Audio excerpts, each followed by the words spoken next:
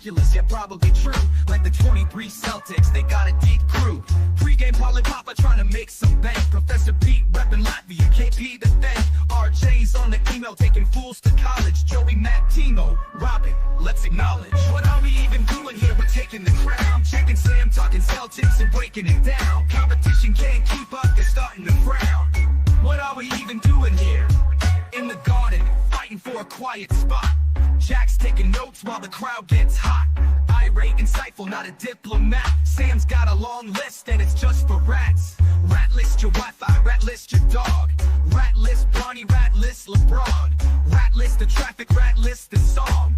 Rat list that's getting too long. What are we even doing here? We're taking the crown. Checking Sam, talking Celtics and breaking it down. Competition can't keep up, they're starting to frown. What are we even doing here? Might think they're chill, but don't get it twisted. They're not just hustling, they're highly gifted. Still new to the scene and making their mark. It's a humble beginning, it's a hero's arc. Sam's keeping it real with the Starkey vibe, but he's all in with Jack when it's time to ride. Your ass hat in the chat, Jack says don't come back. He's got zero patience for nonsense attacks. What are we even doing here? We're taking the crown. Checking Sam, talking Celtics and breaking it down. Competition can't keep up, they're starting to frown. What are we even doing here? What are we even doing here? We're taking the crown. Jack and Sam talking Celtics and breaking it down. Competition can't keep up, they're starting to frown. What are we even doing here?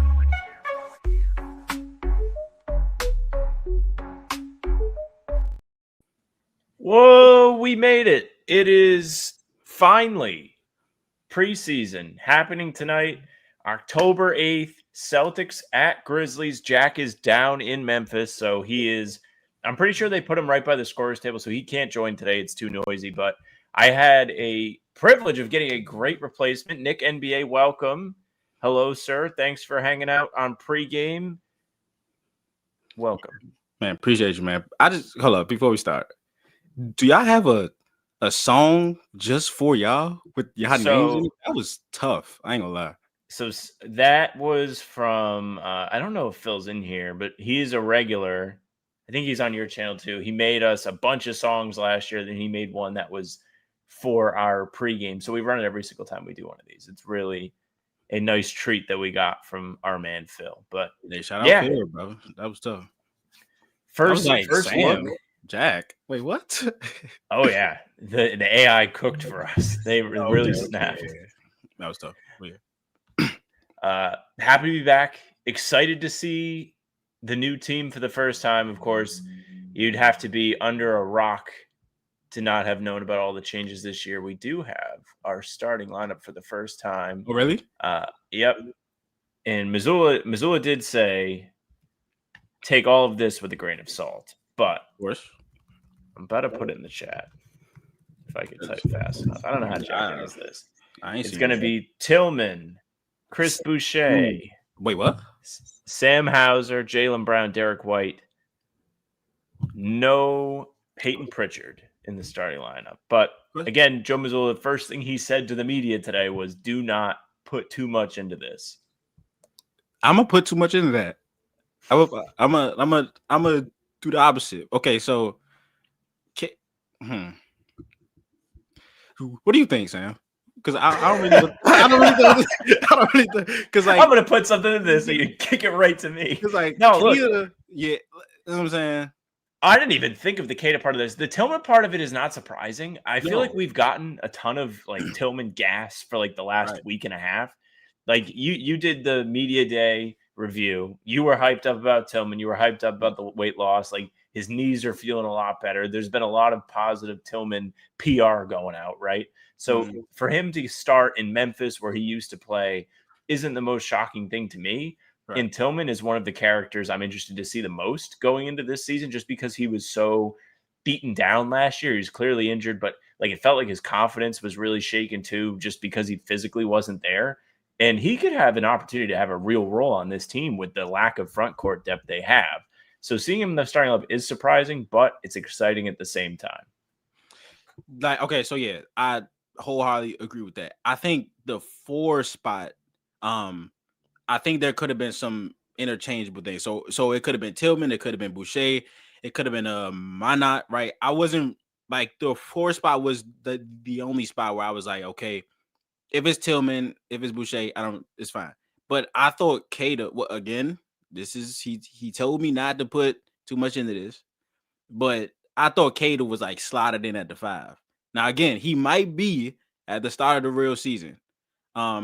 Also interesting that, of course, Payne Pritchard. I would have thought it would be Pritchard. I thought it would be Pritchard, White, Brown, either one of Tillman, Boucher, or Minot and Akeda. So when you said Tillman, I was like, okay. And then you said Chris Boucher, I was like, hold on, what that doesn't fit. Yeah. Doesn't fit the prediction. But that's like ultra switching though. Because you had Derek, Jalen, Sam, Tillman, and Boucher. Hey, everyone's about the same size. Right, exactly. So this should be interesting. I'm interested to see how the offense plays. We've been hearing about pace so much, you know what I'm saying? And this has been the hardest training camp everybody's ever had in their entire lives. And nobody's ever run sprints before. Nobody has ran this much in their life. Pritchard was gashing through his neck, some shit like that. And then like the scheme on defense, like I'm interested to see that on a defense. I know Tillman's strong enough to hold with opposing 5s. Probably not tall enough in some cases, but I'm very interested to see what this plays like. Well, I feel like Tillman is like the last, maybe not last, but he feels like he's got real defensive potential, at least like what we were sold when he was traded to the Celtics. It was like, man, he had that great playoff performance against Anthony Davis, really had him in hell. And like Anthony Davis was no joke at that time. One of the better bigs in the league, great offensive player, versatile offensive player, and Tillman did a good job staying with him. Now, the Celtics are without Al Horford, who has been their versatile stopper for years. And even if he was still around, you're running out of time to find somebody to replace that in your lineup. It is hard to replace, but people really felt Tillman had an opportunity to do that. So I believe that them seeing what they have with him is important this season. And this is a good start to that. I don't expect him to start on opening night. It is funny that Joe just kind of plays a joke on all of us. Like we're all sitting here, probably since media day, but like a lot of like the media people, we've been all summer like, what's his team going to look like? What's the lineup going to look like? Who are they going to start? Who's going to come off the bench? Who's going to play the lion's share of the minutes? Like all of these questions are out there because we don't know what the team's going to look like. And he's like, I'm actually going to run a fake lineup the first game. Yeah. And you guys can just chew on that and not learn anything. Yeah. Because the year that we got Tillman, he showed us like the defensive prowess. So he was the 12th most impactful defender, and he was switching on the like stars like Luka, KD, D Book, even some Trae Young. I see like that season, like Tillman was on my channel a lot because it was like, hey, this guy doesn't look like he's supposed to be this quick on his feet, and he is. So it was crazy. And then of course last year, I knew something was wrong with him when I saw him like try to slide his feet. And I was like, I don't know that guy. And I was like, okay, I hope this is an injury thing. And then it comes out during training camp and stuff that it was an injury thing. So again, just as like you said, I'm really hoping that Tillman can get back to that. We have some questions in the chat. If you've never seen the pregame before, usually it's a lot of nonsense, Nick. This year it might be a little bit different because I think I'm going to try and get some just guests regularly. You're more than welcome to come back. We'll have you back. Absolutely. But try and make it worthwhile for people to actually come watch. But first question from Irene.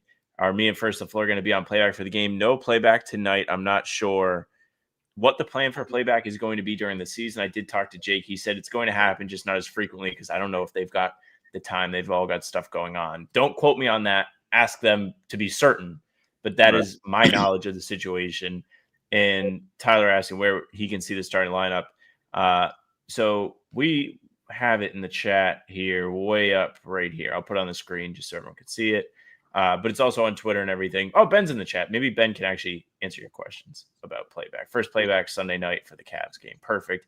I will definitely not be on that playback. I'll be at the game. I need to actually ask permission to go to the game, though, still. But yeah, it's definitely strange. It's weird that, like, one of the first things Joe Mazzulla said at media day relating to the guard situation was, don't put Pritchard and Anthony Simons against each other.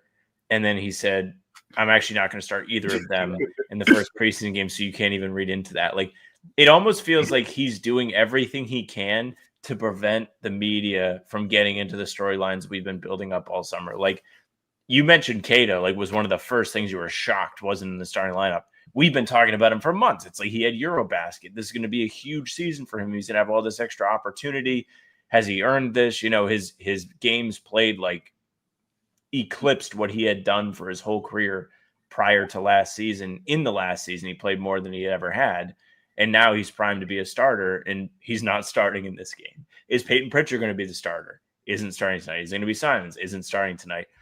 Chris Boucher doesn't really feel like he was going to be a starting caliber guy. Not to say he can't do that, but Jack had really hammered home, like, he thinks it's going to be Hauser playing the 4 or Jalen playing the 4, you know, both of those guys in the starting lineup. So they have maximum amount of spacing with Hauser's quick trigger and elite clip shooting the ball. So we are going to learn nothing in the first 6 minutes of this game. See, my prediction for the starting lineup was, of course, it was Pritchard, Brown, White, Boucher, and Keita. And I think Boucher can be a starting 4. Obviously, starting does not mean that he has to play 35 minutes a game, right? He could start and play 24. But there was a part of me that was like, okay, Joe could possibly go with like the guys that he already trusts. So Sam Hauser will be that guy, which I have no problem with.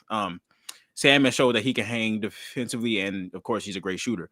But the Keita thing, I didn't think was like negotiable type shit. Like, even though, like, you know what I'm saying? So it is right. Wait, do you think Joe is gonna like have a different starting 5 every preseason game? Every preseason game, maybe. Yeah, that's actually like a good prediction.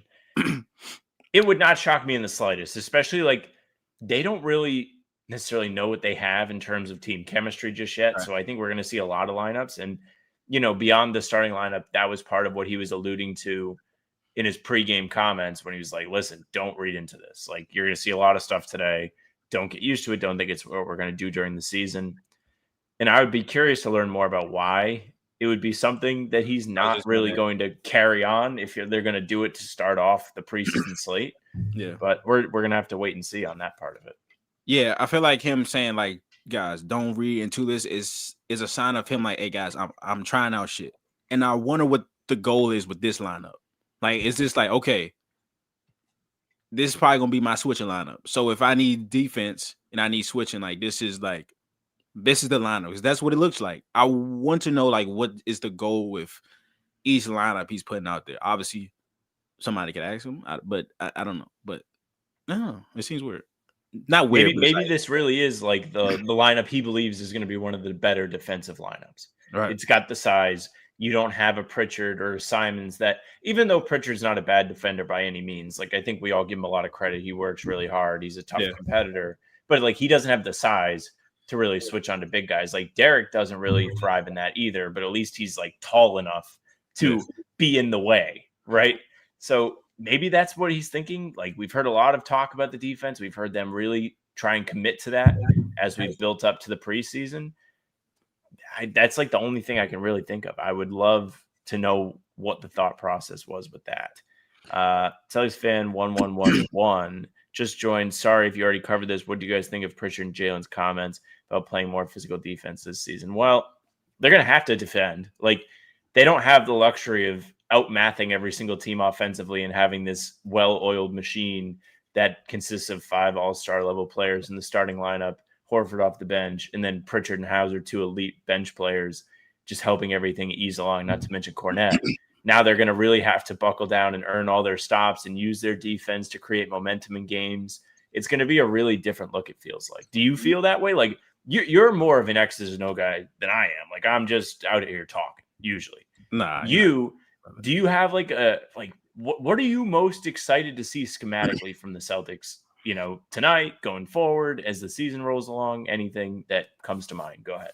The most interesting thing, so about the Jalen and Pritchard thing. So I wrote about on a Celtics blog about like how Pritchard, Shaman, and Simons was like, hey, we've been working on this offseason. We're trying to get more steals, right? And that the Celtics haven't been a team in the past that forces a lot of turnovers, right?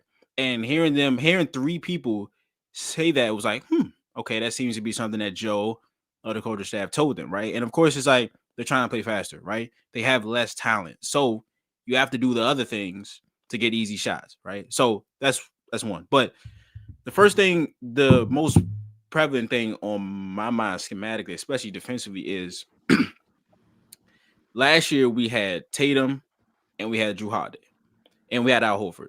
These are three guys that can guard centers. We have three guys that we can put on these big bruising, these Giannis's, these Embiid's, the Karl Anthony Towns, right? That allow Lou Cornette, Kristaps Porzingis, and Kata to guard the least threatening perimeter threat, right? We don't have any of those guys. Al Horford's gone, Drew's gone, Tatum's probably gone for a majority of this season, although he looks great, right? Don't come back too fast. We don't have any of those guys. Like, I think Minot would, but he's like not that strong, at least from the things that I've seen. Right. Uche is skinnier than I am. Yeah, like Uche is skinnier than me.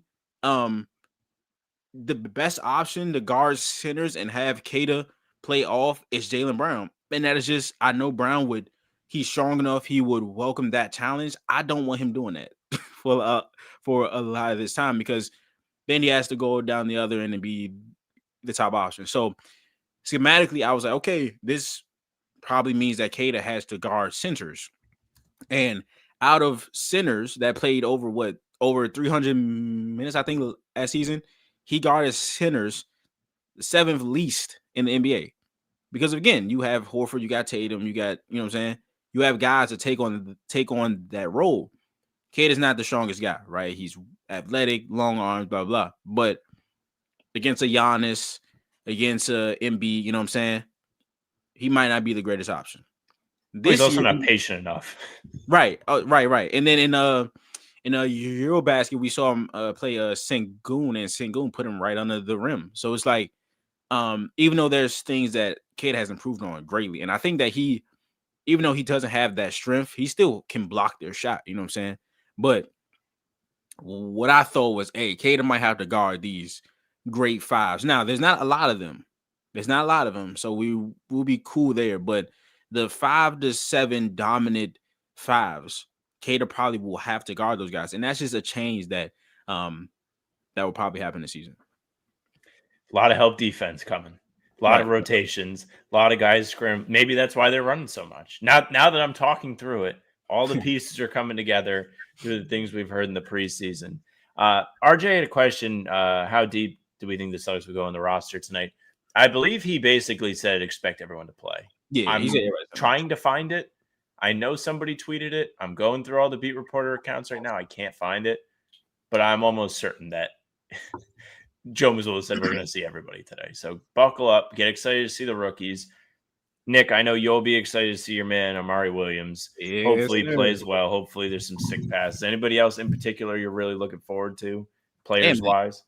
Everybody that's not established. You know what I'm saying? Like Shyman, Walsh, Ugo, Amari, Josh, I know for sure. And yeah, so I wanted to say about our starting five. Joe doesn't strike me as like I'm gonna change my starting five based on your starting five.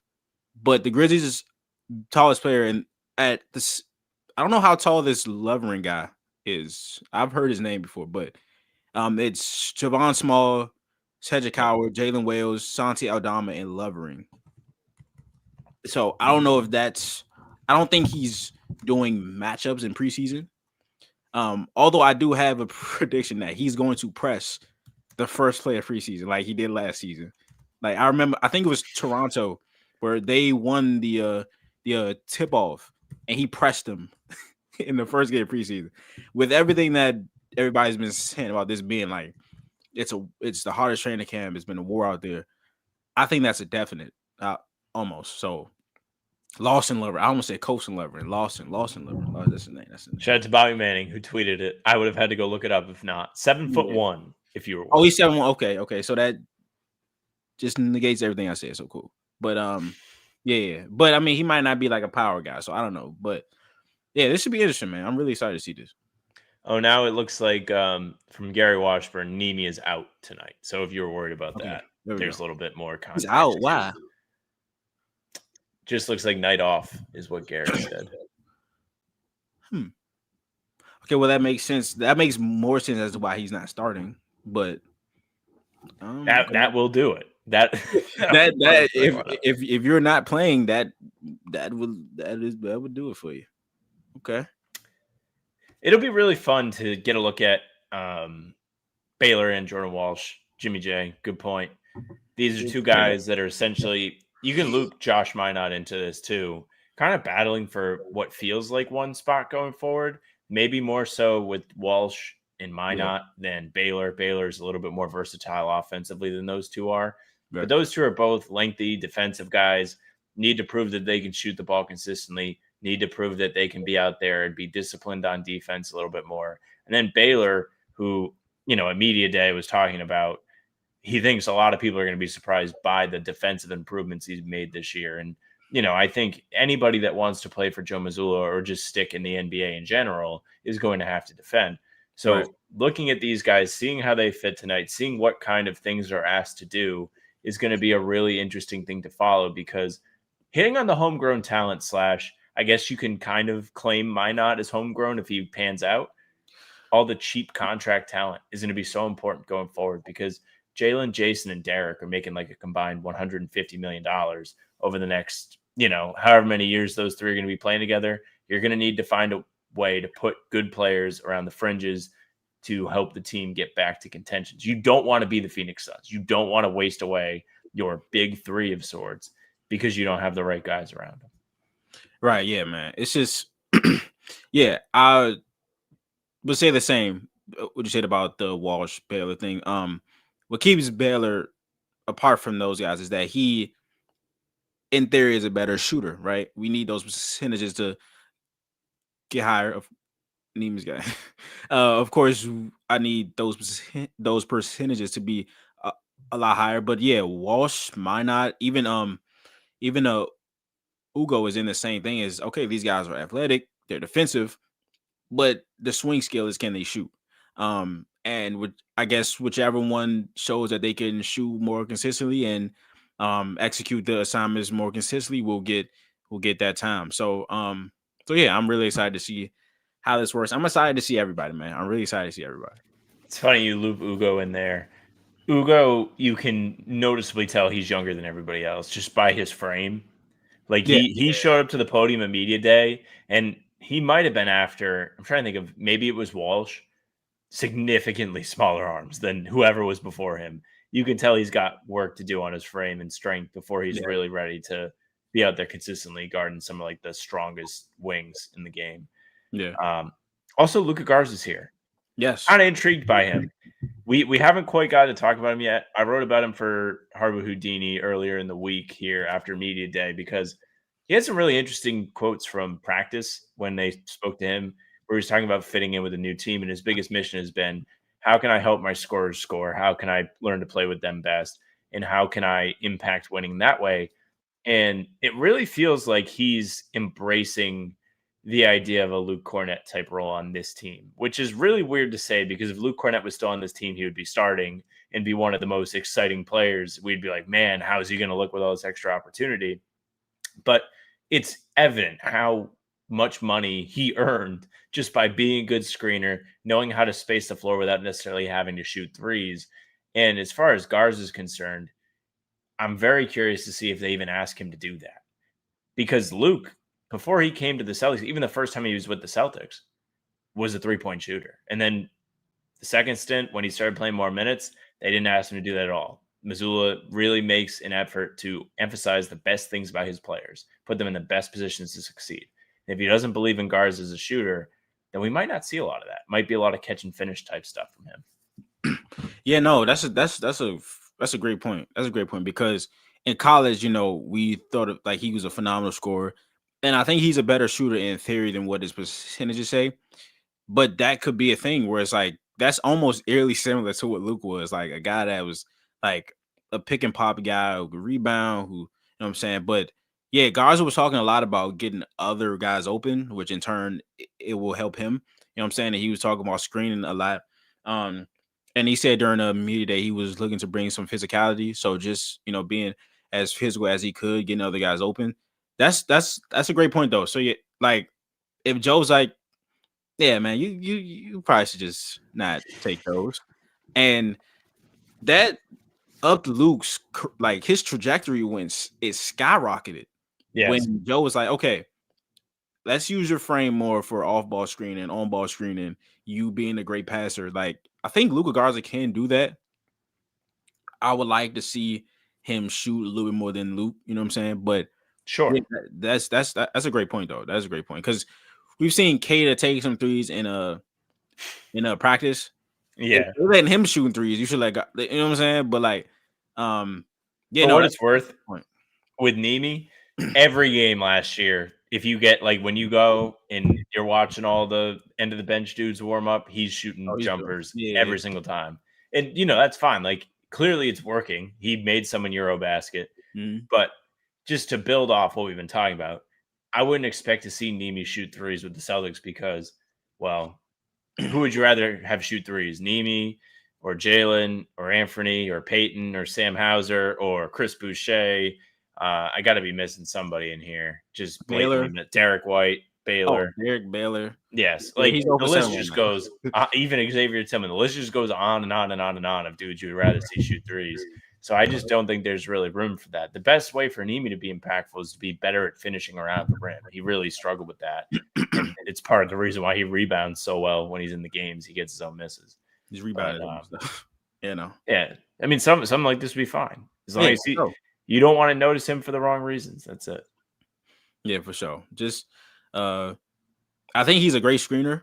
You know what I'm saying? I think he can. I think Luke is a better screener as far as like the angles at which he's has those screen. But I think Kate is a really powerful screener. If he can learn anything from Luke, well, if he could learn anything from Luke last season, was those the screening angles and just when to get out of the screen and when to stay on the screen. He had a couple plays last season where he was like struggling, you know what I'm saying, with that. And Jalen said during practice that, you know, like timing is huge with chemistry, like timing and like screening and getting out of screens and playing off different people. So yeah, no. I think that Kata should be solid. The only way I see him attempt threes is like there's 3 seconds on the shot clock. I have to shoot this, and he's going to be open. He's going to be open. Like that's the only thing I see translating to that is, I mean, the only thing I see translating from your basket is the openness. Like if he's gonna take it, he's gonna be open. So it is what it is. But in the float offense, nah, probably wouldn't do that. I did see somebody in the comments talking about Luke with the Spurs. Crazy watching Wemby just run pick and roll as the ball handler with Luke. It's unstoppable. Like you gotta think about it. Like you're guarding Wemby, you're probably pretty close to Wemby's size. You're not being asked to get through screens probably ever in basketball. So having to navigate that on the perimeter, really interesting wrinkle from the Spurs. Luke looks awesome there. Really cool. Anything interesting around the league preseason you've seen? I know you've been watching games. Yeah. I did my first reception was on Jace Richardson. I just like those rookies with like high IQ, high field, like I did one on Flag. Like Flag is just so ahead of the curve, like as a thinker, and like his game is so mature. His passing really stood out in that first game. Yeah, I just like seeing like all the underrated guys. You know what I'm saying? This is a time for some guys to show out for the team that they're on, or show out for a different team in order to get like a 2-way or something like that. So yeah, no, I love preseason. I of course love the actual season and playoffs, but preseason is just a time to like nerd out, I guess, basically. The regular season rolls around and you're like, nah, this is fake basketball. We can wrap it up there a little bit before tip off here. Anything coming out soon, Nick? Celtics blog? Anything you're going to be putting up on the channel anytime soon that people can be looking for? Oh yeah, YouTube. We're gonna be going crazy. Y'all might get like 3 videos tomorrow because This is the most. You're not sleeping tonight? Probably not. No, because I have to do something for Celtics blog too. So, sleep. Nah, man. I don't know who that woman is. So, all right. Well, we will wrap it up here. Jack and I will be on the channel tomorrow morning with a recap of this game. No full pod. Jack, big travel day down in Memphis. So we'll be around. Big thanks to Nick for coming to hang out. You'll be seeing more of them, hopefully, throughout the season. Let us know. Anybody else you'd like to see, I'll definitely reach out to them, hoping to get some of the First to Floor gang on here, too. Some listeners on here certain days. It's going to be a lot of fun. Pregames to be a little different this year. We're going to make the most of it. But, yeah. We'll wrap it up here. Outro coming. Joe Mazzulla, here we go. I just got 3 things to say. God bless our troops. God bless America. And gentlemen, start your